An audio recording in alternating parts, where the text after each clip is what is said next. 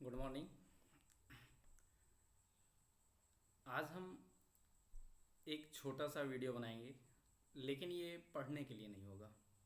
एक सबसे बड़ी बात,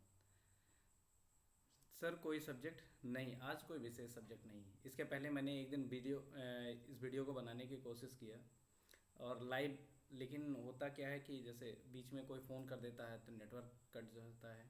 ऐसी बहुत सी दिक्कतें आई, तो 2 दिन रुक गए। लेकिन आज मैंने फाइनली इस वीडियो को बना के अपलोड कर देंगे। तो अब आपको डेली ऐसे ही वीडियो मिलती रहेंगी कि मैं वीडियो बनाऊंगा और उसके बाद रिकॉर्ड करके और आपको सेंड कर दूंगा। आप सब पढ़िए, देखिए और उसके बाद आप मुझसे जो भी पूछना चाहें, अगर उसमें वीडियो में आपको कोई डाउट लगता है, कुछ चीज़ें नहीं समझ में आती हैं, तो आप मुझसे बाद में, मेरा नंबर दिया रहता है साइड में, वहाँ से आप पूछ सकते हैं। ठीक, तो एक सबसे बड़ी बात यही रहेगी कि आज की जो क्लास है वो किसी विशेष सब्जेक्ट पर नहीं होगी।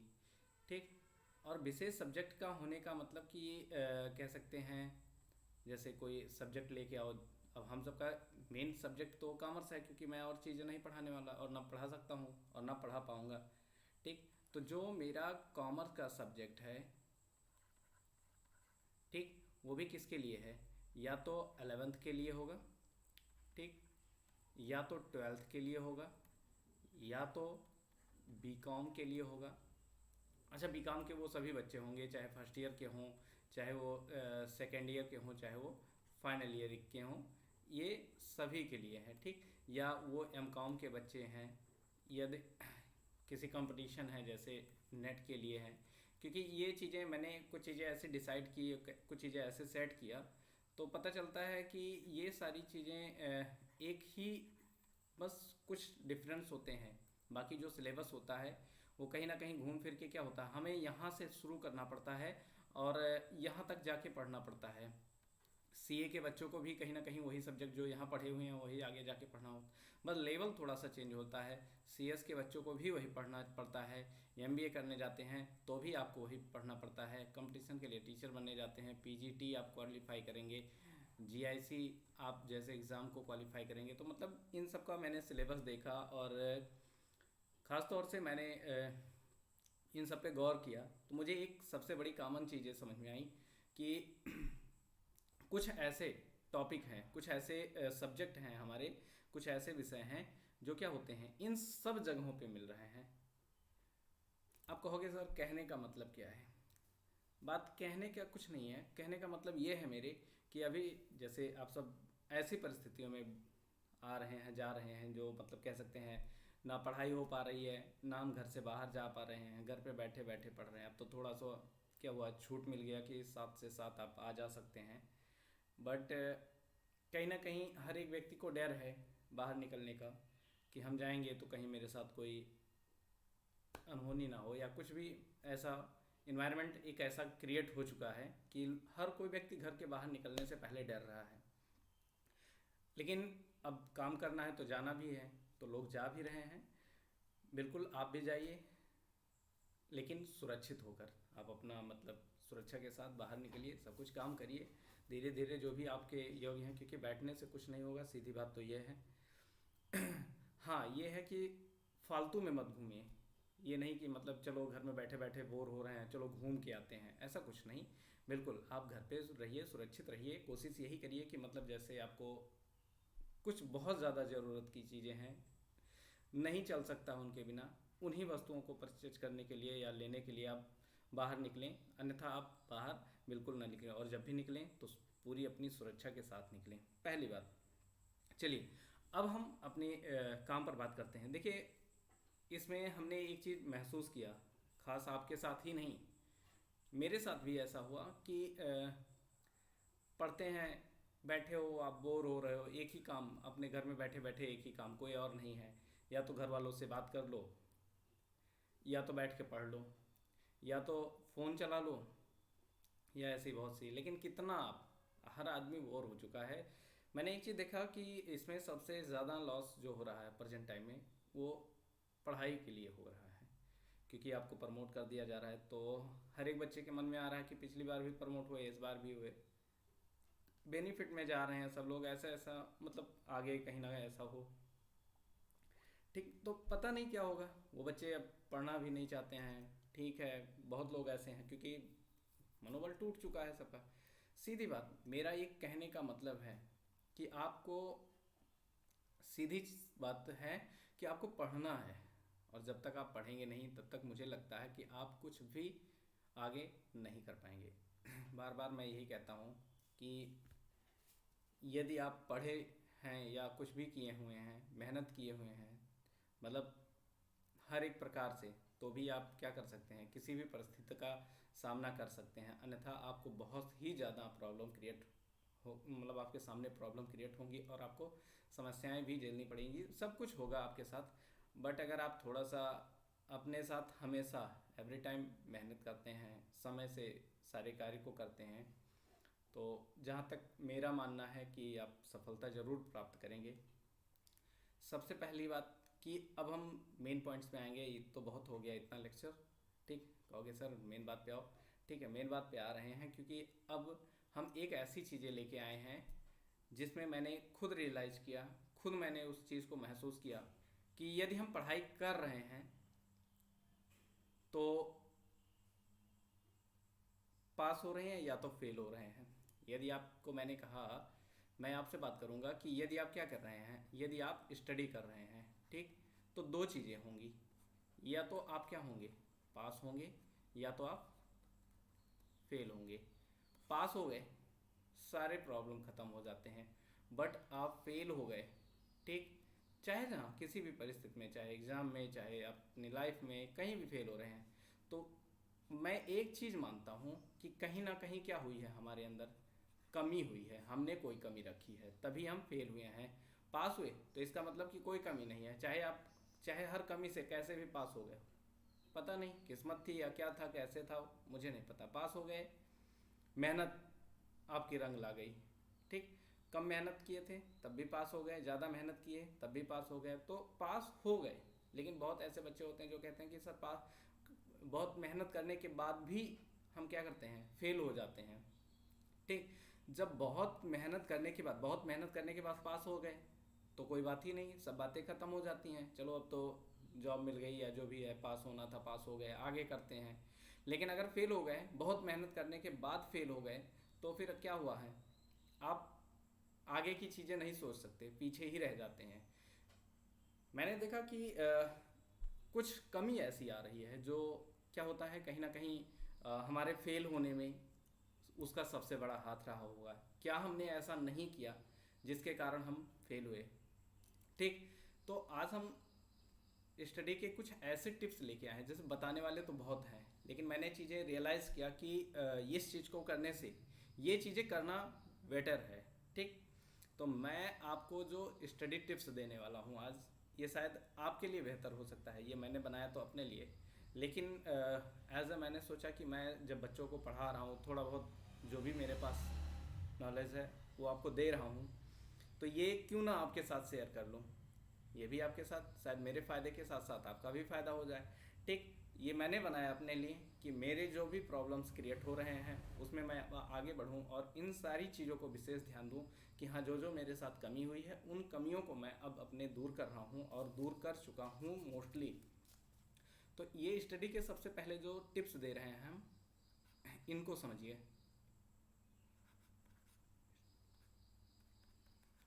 ये हैं स्टडी टिप्स, जो 5 हैं, ये सबसे बड़ी बात होगी, समझिएगा। और मैं पांचों को अच्छे से एक्सप्लेन करूंगा, ये भी आपको बता रहा हूँ, 2, 3, 4 और 5। और एक बात है विशेष, वो अभी लास्ट में बताएंगे। ठीक, तो पूरी वीडियो देख लेना, समझ में आ जाएगा, शायद कुछ चीज़ें बेनिफिट हो जाए आपको। सबसे पहले मैं आपसे कहूँगा, कॉन्सेप्ट को आप अपने 100% क्लियर करिए। विशेष बात, आप अपने कॉन्सेप्ट को क्या करिए, विशेष करके 100% क्लियर करिए। ये नहीं कि अधूरा नॉलेज लेके और बैठ जाइए क्वेश्चन सॉल्व करने पे, पेपर देने पे, यहाँ फेल हो जाएंगे आप। तो आपको बेहतर नॉलेज होना चाहिए, और ये तभी होगा जब आप पूरी बुक उठाएं और बुक को पूरा पढ़ लें, पूरे सिलेबस को कवर कर लें। अभी पूरा और बात करेंगे इस पर। ठीक, उसके बाद जो सबसे बड़ी बात आती है नोट्स बनाने की, तो आप नोट्स ज़रूर बनाएं।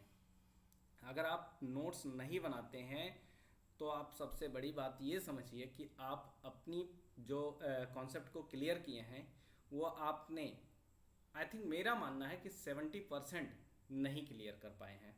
जब आप नोट बनाते हैं तो आप अच्छी चीज़ों को खोजने की कोशिश करते हैं। जो ये कॉन्सेप्ट आप पढ़ते हैं, इन कॉन्सेप्ट से अच्छी अच्छी चीज़ों को खोजने की कोशिश करते हैं, क्योंकि नोट्स में ऐसा नहीं होता कि उठाया शुरू कर दिया, एक तरफ से लिख के रख दिया।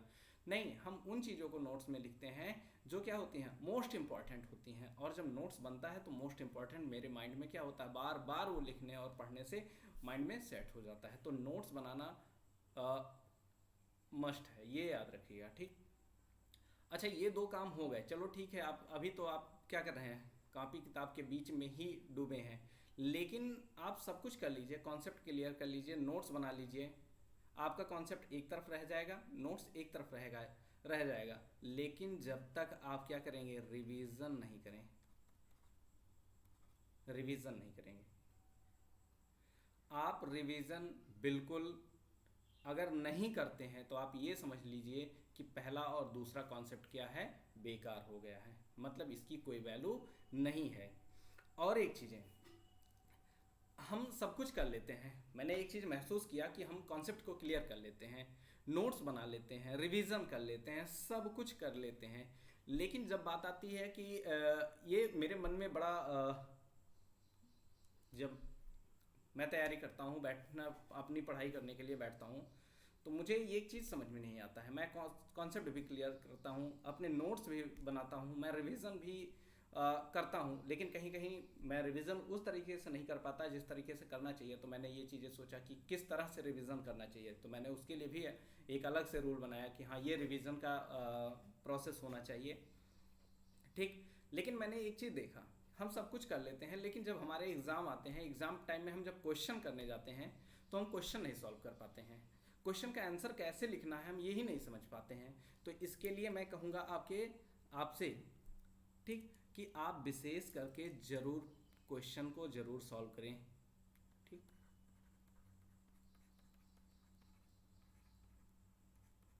क्वेश्चन सॉल्व करिए। क्वेश्चन कैसे सॉल्व करना है ये भी अभी इन 5 कॉन्सेप्ट को मैं अलग से डिफाइन करूंगा, एक एक को लेके, ठीक। उसके बाद डिस्कशन करना ज़रूरी, आप अपने मित्र से, आप अपने दोस्त से, आप अपने क्लासमेट से, आप अपने सब्जेक्ट के रिलेटिव से, जो भी मतलब आपके सब्जेक्ट के रिलेटिव होते हैं। जैसे मैं कॉमर्स पढ़ने वाला हूँ, तो मेरे साथ में बहुत ऐसे बच्चे होंगे या बहुत ऐसे पर्सन मिल जाते हैं जो कॉमर्स पढ़ने वाले हैं, तो उनके साथ कहीं ना कहीं टॉपिक पे डिस्कशन ज़रूर करना चाहिए। और ये डिस्कशन ज़बरदस्त डिबेट के रूप में होना चाहिए। अगर आप डिबेट के रूप में कर रहे हैं, वास्तविकता बता रहा हूँ कि आपके सभी कॉन्सेप्ट से एक एक पॉइंट्स क्या होंगे, निकल के आएंगे। और वो पॉइंट्स जब आप क्या करेंगे, उनको समझोगे, तो कहीं ना कहीं क्या होगा, आपके नॉलेज बहुत ज़्यादा डीप हो जाएंगे, ब्रॉड हो जाएंगे, और आपके सारे पॉइंट्स क्लियर हो जाएंगे, ठीक। तो मेरे ये 5 कॉन्सेप्ट हैं, मतलब 5 पॉइंट्स हैं जो आपको पढ़ाई में बेहतर बना सकते हैं। आप दुनिया की किसी भी महारत को जीत सकते हैं, आई थिंक मेरा मानना है, ठीक। तो मैंने ये खुद बनाया और खुद फॉलो करने की कोशिश की, कर रहे हैं, ठीक। फिलहाल आपसे मैं यही कहूँगा कि ज़्यादा से ज़्यादा टाइम दीजिए और अपनी पढ़ाई को इसी प्रकार से करिए। आई थिंक एग्ज़ाम, देखिए 11th में प्रमोट हो रहे हो, 10th में प्रमोट हो रहे हो, 12th में प्रमोट हो रहे हो, ग्रेजुएशन में हो रहे हो, पीजी में हो रहे हो, लेकिन जब आप कोई कंपटीशन का एग्ज़ाम देने जाओगे, कॉम्पिटिटिव एग्ज़ाम देने जाओगे, तो आपको वहाँ पे प्रमोट नहीं किया जाएगा, आपके एग्ज़ाम को टाल दिया जाएगा। और तब तक टाल दिया जाएगा जब तक सिचुएशन क्या होगी, अच्छी नहीं हो जाएंगे। जैसे सिचुएशन अच्छा हुआ, कंडीशन सब कुछ माहौल सही हुआ, तुरंत आपके पेपर करा दिए जाएंगे। अब बताओ आप वहाँ कैसे जाके, क्योंकि आप पढ़ाई भी नहीं कर रहे हो लॉकडाउन के कारण, बहुत से ऐसी चीज़ें हैं। तो आप बिल्कुल इन चीज़ों को लेके चलिए, ठीक। अभी मैं एक चीज़ और लास्ट में बताऊंगा, बहुत सी ऐसी बातें हैं जो आपको बताऊंगा। चलिए मैं एक एक को बात करता हूँ कि कॉन्सेप्ट को कैसे क्लियर करना चाहिए, ठीक। उसके बाद मैं एक चीज़ बताऊंगा। सबसे पहली बात तो कॉन्सेप्ट को जो क्लियर करना है, ठीक, ये चीज़ें समझिएगा। चलिए दूसरे पेज ले लेते हैं, ठीक। एक सबसे बड़ी कॉन्सेप्ट, कहा मैंने 100% क्लियर करना है, मतलब तो इसके लिए सबसे पहला पॉइंट्स 1, 2 और 3 पॉइंट्स मैं रखूँगा, इससे ज़्यादा चौथी चीज़ की ज़रूरत नहीं है। ठीक, सबसे पहले आप अपना क्या करें, सिलेबस को कवर करें।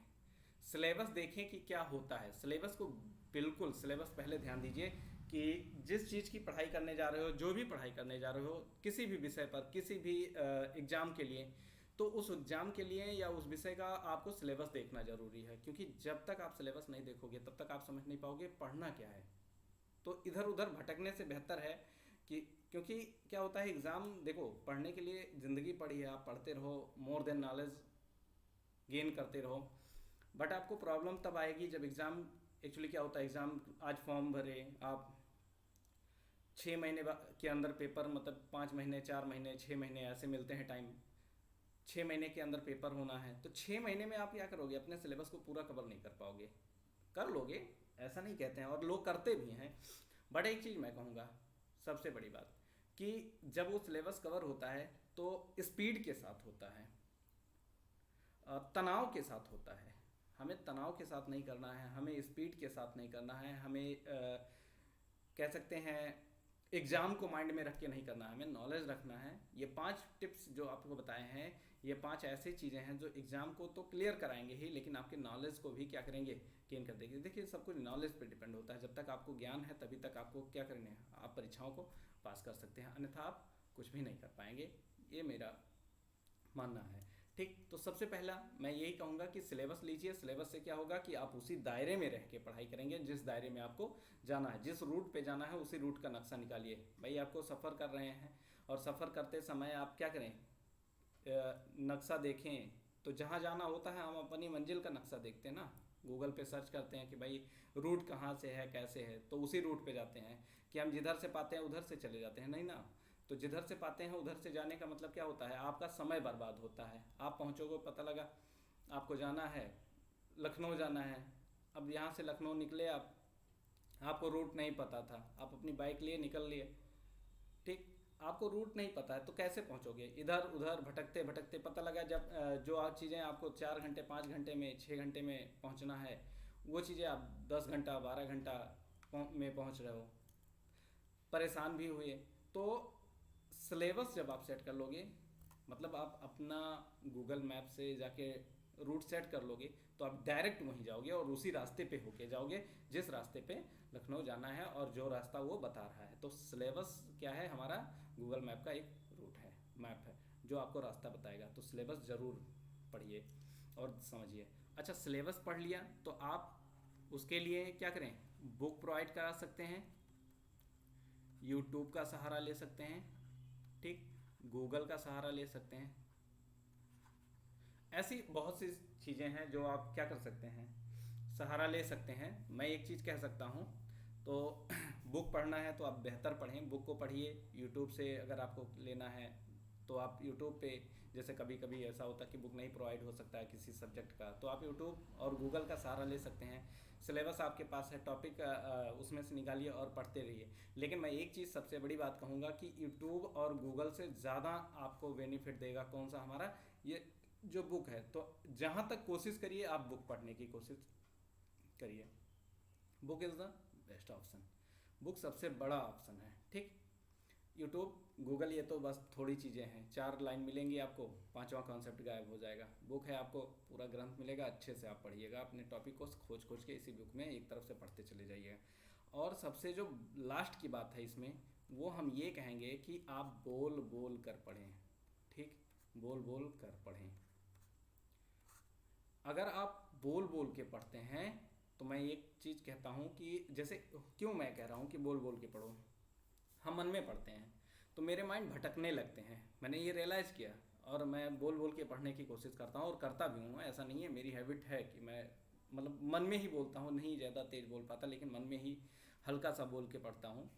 तो आप ये नहीं है कि चिल्लाओ एकदम, पूरा घर वाले सोचें कि कहाँ से ये कौन चिल्ला रहा है, पागल हो गया क्या पढ़ते पढ़ते, ऐसे कुछ नहीं है। मोहल्ले वाले ना परेशान हो आपसे, आप अपने मन में आराम से बस गुनगुनाते हुए, जैसे आप सॉन्ग गुनगुनाते हो, ठीक, तो गुनगुनाते हुए आप पढ़ाई करें विशेष, ठीक।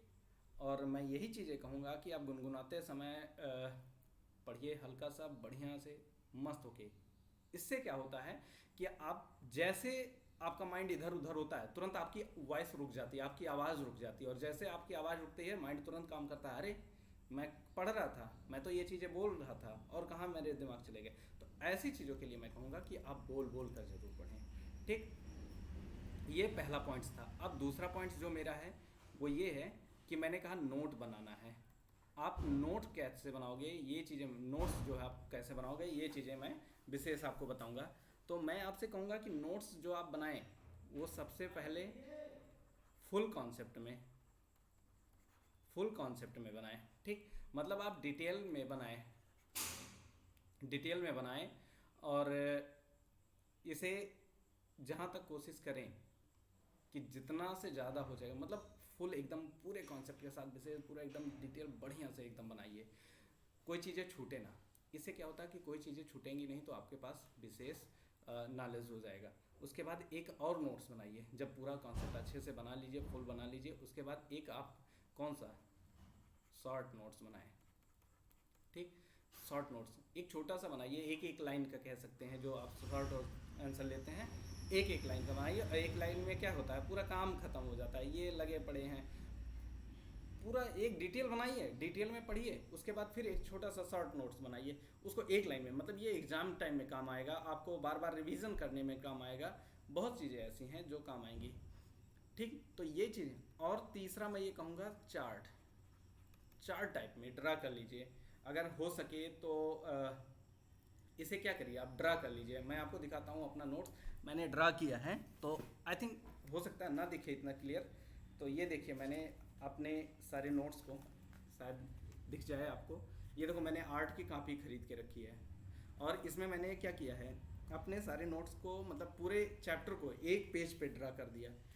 अब इससे क्या होता है कि जब भी हम पढ़ाई करने जाएंगे तो एक ही पेज पे, मतलब हमें एग्ज़ाम देने जाना है, एक पेज में देखा पूरी चीज़ें, आपको एक चैप्टर एक पेज में नज़र आ गया है, दो पेज में नज़र आ गया, बड़ा चैप्टर है दो पेज, छोटा चैप्टर एक पेज, ठीक। ऐसे में क्या होता है चार्ट टाइप में, मतलब मेन मेन बातों को लिखना है।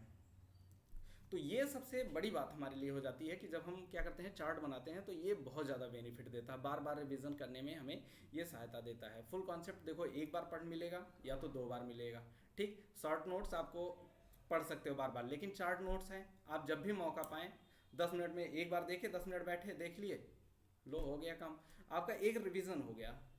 तो इससे क्या होगा, सारी चीज़ें बहुत बेहतर तरीके से याद हो जाती हैं। आइए तीसरी बात, तो तीसरा हमारा क्या था, रिवीजन था, ठीक। रिवीजन, अब रिवीजन कैसे करना है, तो पहला, दूसरा, तीसरा और चार, ये चार बातें हैं, चार तरह से रिवीजन करना है। एक तो आप सेम डे करें, सेम डे करें, और कब करें, मैं कहूँगा नाइट में करो, आप सोते समय, ठीक। सोते समय, जैसे आप सोने चलें, जैसे मान लो आप 11 बजे सोते हो, तो 10 बजे लेके बैठ जाओ, 10 से 11 एक घंटे, जितना पूरा दिन में पढ़ा 10 से 11 के बीच में एक घंटे में रिवीजन करके ख़त्म कर दो, बस बहुत है, एक घंटा 2 घंटा, ठीक। तो एक घंटे में रिवीजन, बस सरसरी निगाहें मारे, क्योंकि दिन भर पढ़े हैं, तो शाम को बस वही होगा कि अरे पढ़े हैं हटाओ, नहीं हटाना नहीं है, लगातार लगे हाथ 1 घंटा निपटा दो सोते समय, बस सो जाओ, ठीक। उसके बाद आपको मैं ये कहूँगा फिर 1 वीक, 1 वीक मतलब एक हफ्ते में आपको फिर से रिवीजन करना है, जैसे 6 दिन 7 दिन बाद फिर से एक बार रिवीजन कर लीजिए, 1 घंटा लगेगा, कोई विशेष ज़्यादा नहीं, 1 घंटा लगेगा। फिर आप यही चीज़ें छोड़ दीजिए, अब आगे पढ़ते रहिए और चीज़ें, लेकिन 1 मंथ में फिर से आप रिवीजन करिए, मतलब 1 मंथ जब हो जाए, जैसे आज हमने पढ़ा, तो आज कितनी 4 तारीख, तो अगले 4 जुलाई को बिल्कुल इसे पढ़ना है हमें, ठीक। और उसके बाद 3 मंथ के गैप हो जाएं तो हमें फिर से एक बार उसे पढ़ लेना चाहिए। अगर मेरा मानना है ये 4 बार, क्योंकि हम सब जब पढ़ाते हैं तो जैसे बच्चे होते हैं कि कह देते हैं सर आप को कैसे याद हो जाता है? याद ऐसे हो जाता है कि बार बार उसी चीज़ को हम सब पढ़ते हैं, और बार बार पढ़ने से क्या होता है, सारे कॉन्सेप्ट याद हो जाते हैं। कोई टीचर ऐसा नहीं होता है कि उसको सारी चीज़ें आती हैं। मैं सीधा कहता हूँ, मुझे ऐसा कोई नहीं है कि मुझे सारी चीज़ें आती हैं। बहुत चीज़ें भूलते हैं, बहुत चीज़ें देखनी पड़ती हैं, बहुत चीज़ें समझनी पड़ती हैं, बहुत चीज़ें पढ़नी पड़ती हैं। बट उससे क्या होता है, जब बार बार हम पढ़ते हैं तो वो चीज़ें माइंड में सेट हो जाती हैं, और जब माइंड में सेट हो जाती हैं तो हमें फिर दोबारा देखने की ज़रूरत नहीं होती है। इसीलिए हम सब क्या करते हैं, जाते हैं बस मार्कर लिए, चाक लिए, अपना शुरू कर दिए पढ़ाना, तो लगता है कि हाँ सर को पूरा आ रहा है। ऐसा कुछ नहीं है, सर को पूरा आ रहा है, 45 मिनट बोल के चले आए टॉपिक पे। उसका यही मेन रीज़न होता है कि सर ने उसको इतनी बार पढ़ा है, इतनी बार पढ़ा है, कोई भी टीचर हो, उसको इतनी बार वो पढ़े हैं कि वो क्या हुआ है, ऑटोमेटिक माइंड में सेट हो गया है, बार बार वही चीज़ें पढ़ने से। ठीक, तो वो सेट हो गया। आप भी जब बार बार करोगे आपको भी याद हो जाएगा। ठीक, आइए अगले टॉपिक पे चलते हैं। ठीक, चौथा पॉइंट्स हमारा जो है वो मैंने क्या लिखा था आपको, क्वेश्चन सॉल्व करने के।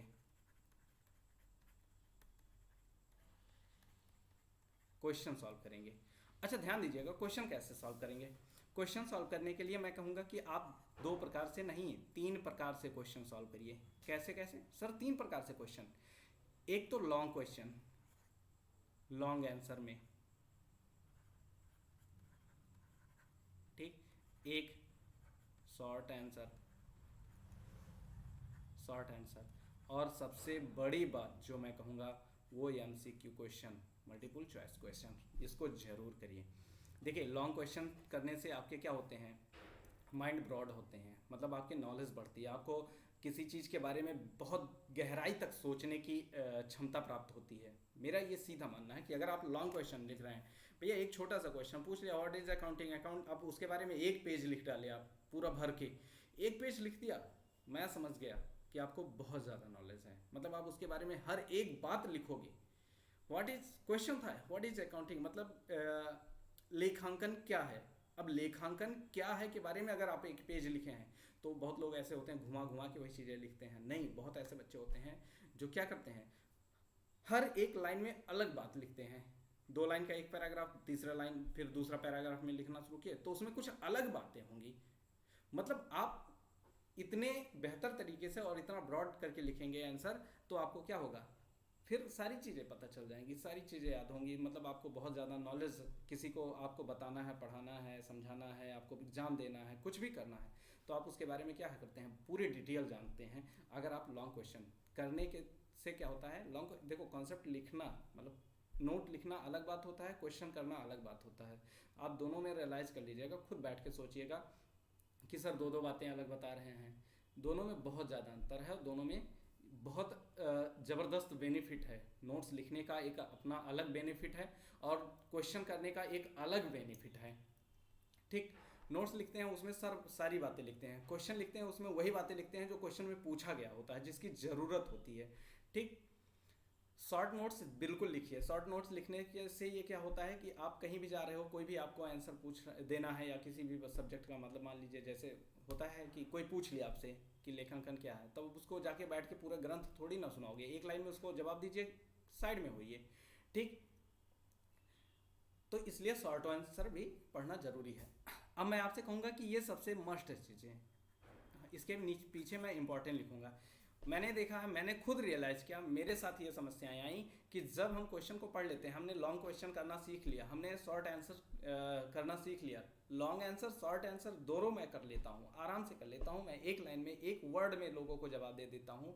बट जब मेरे सामने आता है कि एक क्वेश्चन दिया होता है, उसके 4 ऑप्शन होते हैं, तो मैं फेल हो जाता हूँ, मेरे बहुत ज़्यादा गलत हो जाते हैं। आपको मैं एक चीज़ देखता हूँ, पूरे कॉन्सेप्ट क्लियर है, ज़बरदस्त सब कुछ है, लॉन्ग आंसर आप कर लेते हो, शॉर्ट आंसर कर लेते हो, जब MCQ क्वेश्चन की बात आती है तो आप पीछे हट जाते हो। इसका मेन रीज़न यही है कि आप क्या कर रहे हैं, आपको 1 वर्ड मतलब 1 शब्द नहीं पता है उसका, पूरे क्वेश्चन का, बहुत बड़ा क्वेश्चन है या कुछ भी है, जो भी है, उसका 1 शब्द में जवाब देना आपको नहीं आता है। क्योंकि आप क्या करते हैं, सारी चीज़ें पढ़े हैं, विस्तार से पढ़े हैं, लेकिन उसे 1 शब्द में आपने कभी नहीं पढ़ा है। ठीक, कहते हैं आपको मैं एक क्वेश्चन देता हूं, आपको मुझे समझना है या आपको मेरे बारे में कुछ कहना है, तो आप 1 शब्द में क्या कहेंगे, तो आप बहुत ऐसी चीज़ें होती हैं, आप बहुत अच्छे हैं, ठीक, आपकी पर्सनालिटी बहुत अच्छी है, आपकी स्किल बहुत अच्छी है, दुनिया के सबसे बेहतर पर्सन हैं, 1000 शब्द कहने से एक शब्द आप कह देते हो, अब उसके बारे में गिना रहे हो, आप बोलते बहुत अच्छा हो, आप बातें भी अच्छी करते हो, आप पढ़ते बड़ी मेहनत से हो, मतलब इतनी बातें बता रहे हो आप, आपके हर तरीके उठने बैठने के, लोगों से बात करने के तरीके सब कुछ अच्छे हैं, बट एक चीज़ कहिए ना, एक वर्ड में, वो कहेगा लेक्चर मत सुनाओ, एक वर्ड में बताओ, एक वर्ड में। अब वहाँ पे मैं बेहतर हूँ, अच्छा हूँ, या स्किल अच्छी है, या ये सब सारी चीज़ें बताने से एक वर्ड बताइए, यहाँ पे मामला फंस जाता है कि इसको मैं अच्छा कहूँ, बेहतर कहूँ, इसकी स्किल अच्छी है, मतलब ये सारी चीज़ें मैं कैसे, एक चीज़।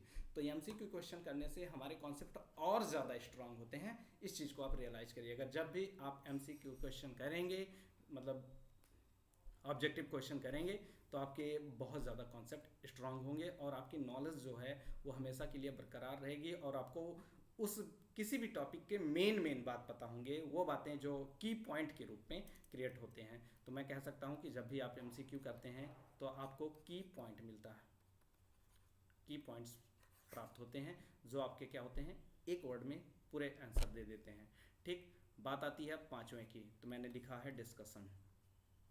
ठीक, अब मैं ये कहूँगा कि डिस्कशन आप जिस व्यक्ति से पाएँ, जैसे भी पाएँ, आप उनसे डिस्कशन करिए, और डिस्कशन क्या करिए, डिबेट के रूप में करिए, ज़बरदस्त बहस के रूप में, बहस होना चाहिए।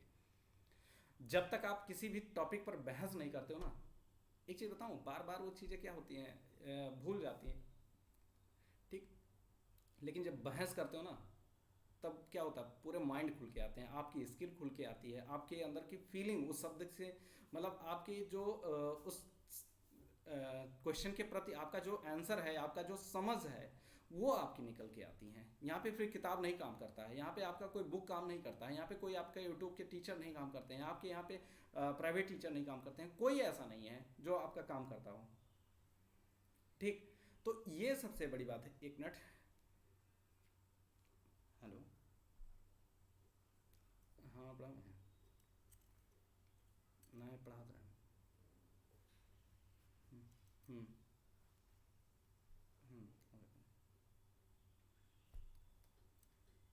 ठीक, चलिए, तो मैं एक सबसे बड़ी बात यही कहूँगा कि डिस्कशन आप करिए डिबेट के रूप में। ठीक, बनाइए 4 5 फ्रेंड, आप अपने सब्जेक्ट के फ्रेंड बनाइए और परेशान करिए उनको, फ़ोन करिए, ग्रुप बना लीजिए। अब उनको भी मत करिए, जो पता लगा सो रहे हैं, नहीं पढ़ना चाहते हैं, उनको मत करिएगा, क्योंकि वो आपसे क्या करेंगे, यार रख फ़ोन, सो जा, नहीं पढ़ना, नहीं डिबेट करना यार, देखा जाएगा, एग्ज़ाम आएगा तब पढ़ लेंगे, ज्ञाता नहीं बनना है। तो उनके पास बिल्कुल मत करिएगा। आप ऐसे फ्रेंड को अपने संपर्क में लाइए जो आपके साथ क्या हो, वो भी आपके ही जैसा पढ़ना चाहता हो, दिन भर वो भी पागल हो पढ़ाई के पीछे, मतलब उसे और कुछ ना समझ में आए, बस पढ़ना है तो पढ़ना है।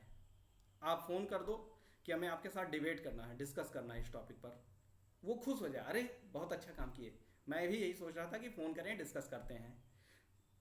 अच्छा, डिस्कशन भी क्या होता है, थोड़ा सा जब आप 2 लोग मिलकर पढ़ते हैं तो टॉपिक सेट कर लीजिए कि आज हम ये चीज़ें पढ़ेंगे, ट्रायल बैलेंस पढ़ेंगे और ट्रायल बैलेंस पर डिस्कशन करेंगे, कल फाइनल अकाउंट पढ़ेंगे, फाइनल अकाउंट पर डिस्कशन। तब दोनों लोग जब पढ़ोगे उस टॉपिक को, तब डिस्कशन करने में बेहतर मजा आएगा। अन्यथा पता लगा आप हम ट्रायल बैलेंस पढ़ लिए, आप फाइनल अकाउंट पढ़ रहे हैं, हम ट्रायल बैलेंस पे डिस्कशन करना चाह रहे हैं, आप फाइनल अकाउंट पे कर रहे हो, फिर तो हो गया कल्याण। तो मैं ये कहूँगा कि आप 2 लोग अगर मिलके पढ़ रहे हैं तो बेहतर आपकी पढ़ाई हो जाती है, डिस्कशन उनके हिसाब से। ठीक, तो टॉपिक सेट करिए, और उसके बाद अब मैं आपको और चीज़ें बताऊंगा। ये 5 चीज़ें थी। सबसे पहले मैं ये बताऊंगा कि आप अपना, अब कुछ अदर चीज़ें हैं, मैं लिख देता हूँ अदर पॉइंट। ठीक, अदर पॉइंट्स हैं जो मैं आपको इम्पॉर्टेंट हैं बताना चाहूँगा। सबसे पहले आप अपना टाइम सेट करिए कि मुझे कम से कम इतना घंटा पढ़ना है। आप 6 घंटे का, मैं एक चीज़ें कहता हूँ कि अभी कुछ चीज़ें कहूँगा, आप कम से कम 6 आवर्स ज़रूर पढ़ें। अब कहोगे सर जी 6 घंटे पढ़ के कैसे काम होगा? बिल्कुल बेटा, बहुत अच्छे से काम होगा। 6 घंटे आप पढ़िए, मज़ा आएगा। तो 6 घंटे पढ़िए, जब कम से कम पूरे दिन में। अरे यार 24 आवर्स हैं, 24 आवर्स में आप 6 घंटे नहीं पढ़ सकते हो? 6 घंटे तो दे ही सकते हो ना, बाकी जाओ जो मन कहे वो करो। तो इतना तो डेली पढ़ना चाहिए। अब सबसे पहली बात कहोगे सर जी पहले दिन बैठे थे शरीर में दर्द हो गया, फीवर आ गया, खांसी हो गई, जुकाम हो गया, पता नहीं क्या क्या आप कहोगे, नहीं समझ आए। लेकिन बट यहाँ पे हमें एक चीज़ समझना है कि आप सबसे पहले दिन 6 घंटे का शेड्यूल बनाइए।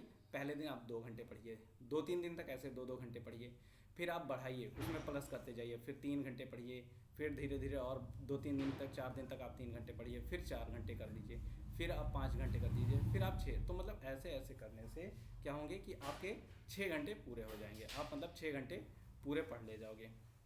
ठीक, तो ये सबसे बड़ी बात होगी कि आप एक साथ ना 6 घंटे शुरू करके आप 2 घंटे से शुरू करिए, 1 घंटे से शुरू करिए, धीरे धीरे 2 दिन आप पढ़िए 2 घंटे, फिर एक दिन फिर बढ़ाइए 3 घंटे, फिर 4 घंटे, ऐसे ऐसे मतलब 2-2, 3-3 पढ़िए। जैसे 2 दिन पढ़ा 2 घंटे, फिर बढ़ा दीजिए, अगले दिन 3 घंटे पढ़िए, फिर 2-3 दिन तक 3 घंटे पढ़िए, फिर 1 घंटा और प्लस कर दीजिए। तो ऐसे क्या होगा, तकरीबन 15 से 20 दिन में आपके क्या होंगे, शेड्यूल सेट हो जाएंगे। तो इस चीज़ को विशेष फिर आप अपने पूरे टाइम को फॉलो कर लीजिए, आप पढ़ना शुरू कर देंगे। मैं दूसरा चीज़ ये कहूँगा, टाइम के साथ साथ आप कंटिन्यू पढ़िए, मतलब रोज़ पढ़िए, और बुक नोट्स ये सारी चीज़ें आप विशेष करके पढ़िए। डेली सारी चीज़ें करना है आपको। आपका टाइम टेबल सेट होने के साथ साथ मैं ये कहूँगा, अगला टॉपिक क्या रखें, इतना मुझे मन में था बता दिया। हाँ, आप अपने सिलेबस को पर डे सेट कर लीजिए। सिलेबस को क्या करिए, सेट कर लीजिए, मतलब कह सकते हैं यहाँ पे टॉपिक सेट करना है, टॉपिक सेट करिए। ठीक, सिलेबस सेट करने का मतलब क्या होता है, सिलेबस सेट करने का मतलब होता है कि आप अपना टॉपिक सेट कर लें। टॉपिक सेट करने का मतलब होता है कि जैसे मुझे क्या पढ़ना है, आज मुझे मीनिंग पढ़ना है। मान लो हम मैनेजमेंट पढ़ रहे हैं, कौन सा, मैनेजमेंट। तो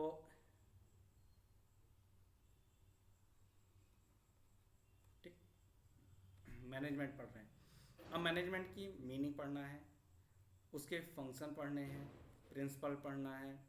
तो आज हम मीनिंग पढ़ेंगे, डिफिनीशन पढ़ेंगे, कल हम फंक्शन पढ़ेंगे, परसों हम प्रिंसिपल पढ़ेंगे। ऐसे मतलब सेट करिए कि आज क्या क्या पढ़ना है। इससे क्या होता है कि आप जब वो चीज़ें नहीं कर पाते हो तो शाम को बड़ा आपको गिल्टी फील होता है कि यार मीनिंग पढ़ना था, छूट गया, नहीं हो पाया, कल फंक्शन पढ़ना है, डबल हो जाएगा। तो आज टॉपिक सेट करिए और आज का काम आज ही फिनिश कर दीजिए। ये नहीं कि कल मीनिंग, फंक्शन, प्रिंसिपल फिर एक दिन लेके बैठे, ऐसा नहीं है। आज मीनिंग थोड़ा थोड़ा सेट करिए, आराम से करिए। ठीक, तो ये चीज़ें मैं विशेष कहूँगा। उसके बाद मैं कहूँगा कि आप अपने न्यूमेरिकल के लिए टाइम अलग दें और थ्योरी के लिए टाइम अलग दें। इसे लिख के नहीं बताऊँगा, बस ऐसे बोल दिया कि न्यूमेरिकल के लिए आप टाइम अलग दें, थ्योरी के लिए अलग दें। अब बात आती है कि सर अगर मान लीजिए हमें अपने फ्यूचर में कुछ भी करना है, जैसे अभी स्कूल नहीं जाना है, कॉलेज नहीं जाना है, बहुत से ऐसे काम करने हैं, तो मैं आपको कुछ ऐसे न्यूमेरिकल्स पार्ट बताऊंगा जो आपको फ्यूचर में, जो मैंने शुरू में कोर्स बताए थे, एक बार लेके चलते हैं वहाँ पर। ठीक, ये देखो, ये शुरू में बताया ना, कॉमर्स में इतने इतने सिलेबस हम कर सकते हैं, इतने जॉब कर सकते हैं, बहुत ऐसे और हैं, लिख देते हैं, ETC लिख देते हैं, बहुत ऐसे हैं। तो इन सबको मैंने ध्यान में रखते हुए एक ऐसा सिलेबस सेट किया, मतलब कि सब्जेक्ट को ये पढ़ना आपको ज़रूरी है। तो सबसे पहले हम न्यूमेरिकल की बात कर लेते हैं कि इतने न्यूमेरिकल आपको पढ़ने ज़रूरी हैं और इतने में आने चाहिए, आपको इनके कॉन्सेप्ट क्लियर होने चाहिए। ठीक, फ्यूचर में आप कभी फेल नहीं होंगे, ये मेरा दावा है। तो सबसे पहले न्यूमेरिकल पार्ट, ठीक, पढ़ते हैं। न्यूमेरिकल पार्ट में देखिए क्या क्या है। सबसे पहला फाइनेंशियल अकाउंटिंग, ठीक, दूसरा कॉस्ट अकाउंटिंग, तीसरा कारपोरेट अकाउंटिंग, ठीक, इसे कंपनी अकाउंटिंग भी कहते हैं। ठीक, 4 नंबर पे हम कहेंगे बिजनेस स्टैटिक्स। 5 नंबर पे हम कहेंगे इनकम टैक्स। ठीक, तो ये 5 तो आपके मेन हो गए, और 2 जैसे जिनको सीए वे करना है या टीचर बनना है उनके लिए 2 और मैं रखता हूँ, मैनेजमेंट अकाउंटिंग, ठीक, और फाइनेंशियल अकाउंटिंग। ये 7 सब्जेक्ट आपको विशेष आने चाहिए और इसके कॉन्सेप्ट क्लियर होने चाहिए। इसमें आप महारत हासिल कर लो, मतलब इसको पढ़ लो, ठीक। अब थ्योरी पार्ट लिख देते हैं, बाद में आप देखिएगा और समझिएगा। थ्योरी पार्ट, ठीक। तो इसमें मैं कहूँगा सबसे पहले लॉ आना चाहिए भैया, कानून, जैसे आपके कंपनी एक्ट हो गए, ठीक, जीएसटी हो गई,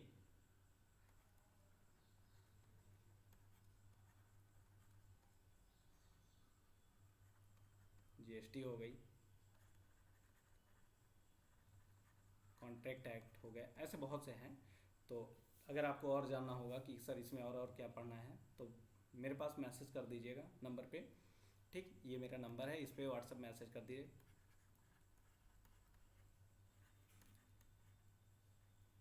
इस पर मैसेज कर दीजिए 9140 350 869, ठीक। इस पर मैसेज कर दीजिए और मैं आपको जो भी पूछेंगे वो बता देंगे, ठीक। दूसरा टॉपिक हमारा होगा बैंकिंग। आपको विशेष आना चाहिए क्योंकि इसमें बहुत अच्छी चीज़ें हैं, आरबीआई और बैंक, सारे बैंक कब हुए थे, कैसे हुए थे, म्यूचुअल फंड ये सब क्या होता है, यहाँ से कौन सा मार्केट क्या होता है, ये सारी चीज़ें यहाँ से आपको क्लियर हो जाएंगी और आना ज़रूरी है।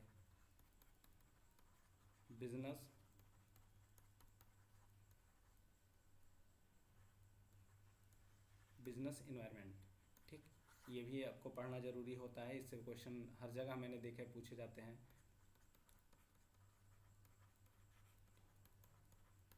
इंटरनेशनल बिजनेस, ये तो भैया सबसे ज़्यादा मस्ट है। मैंने इसको देखा, इसके क्वेश्चन जो होते हैं बड़े ख़तरनाक होते हैं और इसके कॉन्सेप्ट भी बड़े अच्छे अच्छे हैं, तो इसको ज़रूर आप पढ़िए इंटरनेशनल बिजनेस को, ठीक। उसके बाद मैं कहूँगा